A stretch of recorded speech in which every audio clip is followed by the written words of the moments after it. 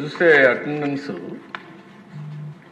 24వ తారీఖున వైఎస్ఆర్ కాంగ్రెస్ 11 మందికి వచ్చారు, సంతకాలు పెట్టారు. 5 మంది సంతకాలు పెట్టారు. 18/3/2025 ఒకరు వచ్చారు.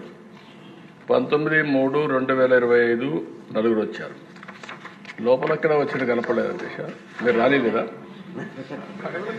మీరు మాకు ఐడియా లేదు, మీరు రానిలేదేమో అని మాకు అనుమానం.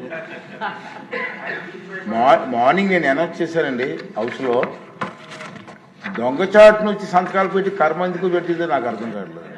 హౌస్లో కనపడలేదు ఎక్కడ. జీతాలు తీసుకుంటూ హౌస్కు రాకపోవడం ఒక తప్పండి. గవర్నమెంట్ జీతాలు తీసుకుంటున్నారు సార్ వీళ్ళందరూ కూడా. జీతాలు తీసుకొని డ్యూటీకి రాకుండా ఉన్న వాళ్ళు ఏమనాలి సార్ మనం?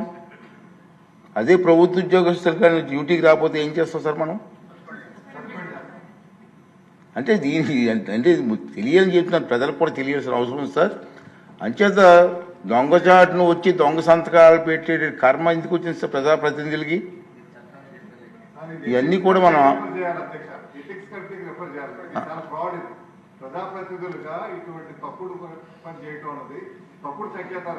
డెఫినెట్ చేద్దామండి. ఓకే, డెఫినెట్గా నేను ఒకసారి రూల్స్ వెరిఫై చేసి అవసరమైన రూల్స్ పర్మిట్ చేస్తే ఎథిక్స్ కమిషన్కి వెళ్దాం సార్. తప్పదు, ఇచ్చిందంటే ప్రజల డబ్బు ఇది. ప్రజా డబ్బుని జీతాలుగా తీసుకుంటూ ప్రజలకు సేవ చేయకుండా దొంగచాటుని వచ్చి సంతకాలు పెట్టవలసిన కర్మ ఇటు ఒకసారి. దీనికి అవసరమైతే అంతా పెద్దలందరితో మాట్లాడి ఎథిక్స్ మనోహర్ గారు అంతా అనుభవం మాట్లాడిన తర్వాత అవసరమైతే ఎథిక్స్ కమిషన్ పంపిస్తాం.